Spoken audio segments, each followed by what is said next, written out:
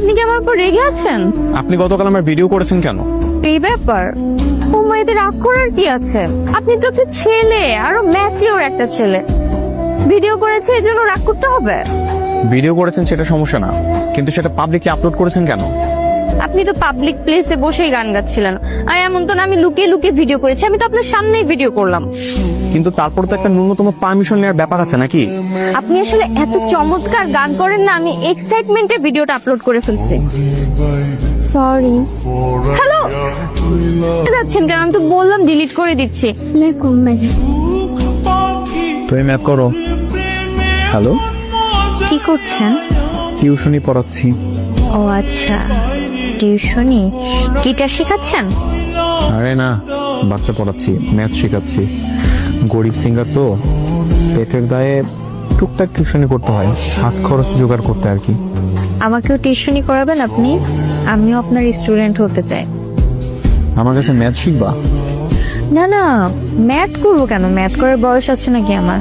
আমি আপনার থেকে গিটার বাজানো শিখবো। আমি গিটার শেখার জন্য গিটার কিনে নিয়ে এসেছি আজকে। কিন্তু আমি তো কাউকে গিটার শিখাই না। শেখান স্যার, শেখান। আপনি খুব ভালো গিটার বাজাতে পারেন। আমি আম্মুর মোবাইলে দেখলাম আপনার একটা ভিডিও ভাইরাল হয়েছে। কান টেনে একেবারে লাল করে দিব। আমার কথা গান দিচ্ছ কেন? ম্যাথ করো। মাম্মা, আবির হালাই তো পুরো নায়ক হয়ে গেছি গা। দেখে মনে হচ্ছে সিনেমার নায়ক নায়িকা বসে আছে। হরে, কিন্তু দুইজন যে মানেইছে। হেভি মারন বানাইছে। চল ওর কাছে যাই। পেয়েছিস কেন? বস। দোস্ত, একটা সত্যি কথা বলি। বল। দোস্ত, তবু দুজনে দূর থেকে দেখে মনে হচ্ছে সিনেমার নায়ক নায়িকা বসে আছে। কি যে মানাইছে না। তুমি আবার তাকিয়ে আছো কেন? যেটা শিখালাম সেটা বাজিয়ে শোনাও। খুব ভালো।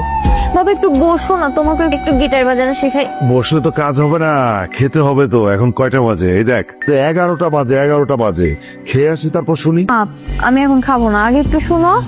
না, আগে খাওয়া, আগে সুস্থ জীবন, তারপর বিনোদন।